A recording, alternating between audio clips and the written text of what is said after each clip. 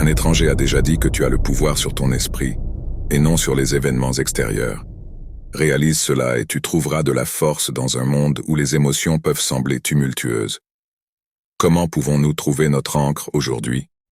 Nous présentons 5 leçons historiques qui sont la clé pour maîtriser tes émotions et naviguer les tempêtes. Mais avant de commencer, j'apprécierais si tu pouvais appuyer sur le bouton « J'aime » pour m'aider à continuer à diffuser la sagesse historique. Leçon 1. Comprendre ce qui est sous ton contrôle.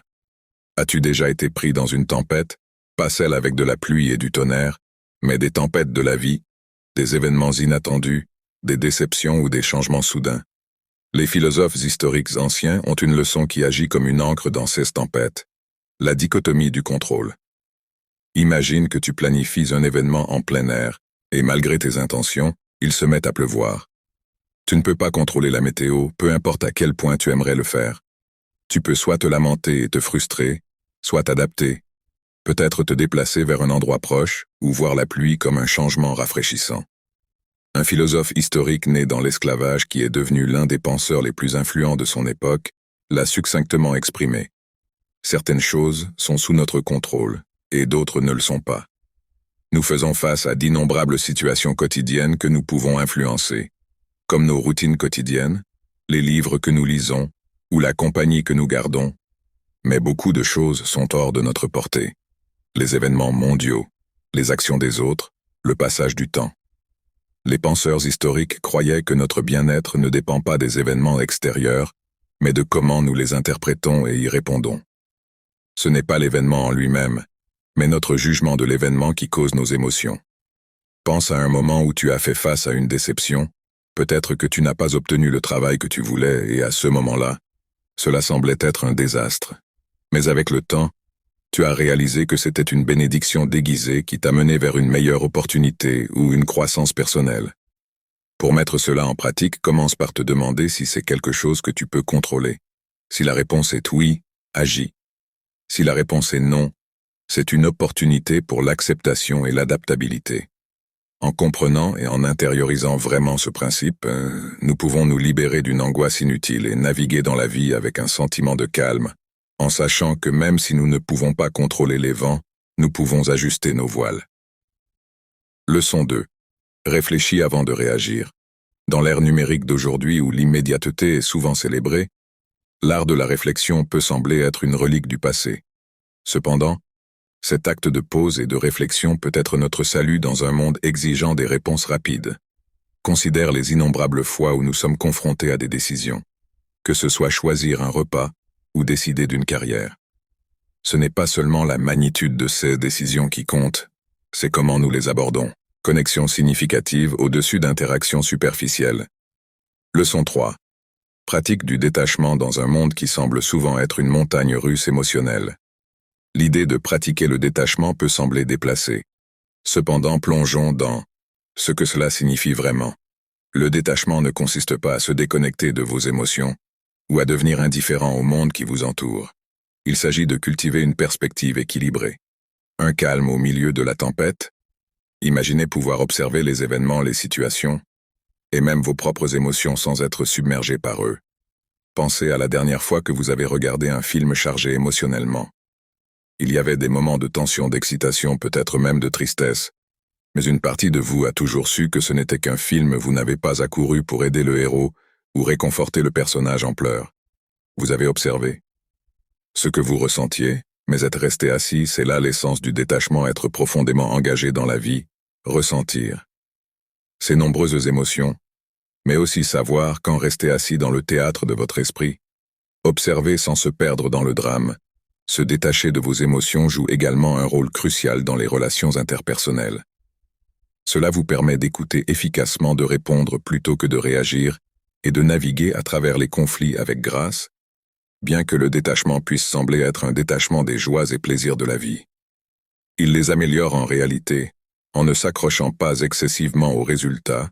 Nous pouvons nous immerger pleinement dans le voyage, savourant chaque instant sans la peur constante de la perte ou du changement. En vivant cette pratique, nous enrichissons non seulement nos propres vies, mais apportons également un sentiment de calme et de clarté à ceux qui nous entourent. Leçon 4. Demandez, est-ce que cela aura de l'importance dans quelques années? La vie est pleine de moments qui mettent à l'épreuve notre patience, notre résilience et notre perspective des petits inconvénients, comme un café renversé aux défis plus importants comme des désaccords avec des proches. Nos journées sont ponctuées de situations qui font surgir toute une gamme d'émotions. Dans l'ardeur du moment, il est facile d'être emporté par l'immédiateté de nos sentiments. Le délai manqué, un commentaire critique ou un anniversaire oublié peuvent sembler être la fin du monde, mais une question puissante peut changer notre perspective et apporter de la clarté. Est-ce que cela aura de l'importance dans 4 ou 5 ans? Cette question simple mais profonde sert de machine à remonter le temps mental, nous transportant vers le futur et nous permettant de regarder en arrière sur le moment présent. Soudainement, la dispute animée ou l'opportunité manquée est vue sous un autre jour.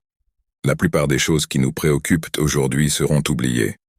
Notes en bas de page dans la grande narration de nos vies. Considérez les défis et préoccupations que vous aviez il y a 5 ans. Combien d'entre eux ont encore du poids aujourd'hui? Combien ont été éclipsés par de nouvelles expériences, des apprentissages et des souvenirs? Utilisez cette question comme point de référence régulier. Nous aide à prioriser nos préoccupations et à distinguer entre les revers à court terme et les implications à long terme, alors qu'une mauvaise journée au travail peut sembler écrasante maintenant, dans le grand schéma des carrières décennales. Ce n'est qu'un jour, cette perspective réduit non seulement l'anxiété, mais favorise également la résolution des problèmes au lieu d'être accablé par le problème à portée de main. Nous pouvons réfléchir, nous adapter et avancer, sachant que le temps apporte souvent clarté et solution. Cependant, il ne s'agit pas seulement de minimiser nos inquiétudes. Cette question nous encourage également à nous concentrer sur ce qui a vraiment une importance. Si nous voulons que nos actions et décisions aient un sens durable, nous devons investir dans la croissance personnelle, les relations et les expériences qui résistent à l'épreuve du temps. Leçon 5. Voir les obstacles comme des opportunités. Le monde est rempli de défis, des revers personnels aux bouleversements mondiaux. Les obstacles peuvent sembler pesants, mais les stoïciens avaient une perspective puissante sur l'adversité. Bien que nous ne puissions pas toujours contrôler les événements qui nous arrivent, nous pouvons contrôler notre interprétation et notre réponse. Ce changement de perspective transforme les défis en précieuses leçons.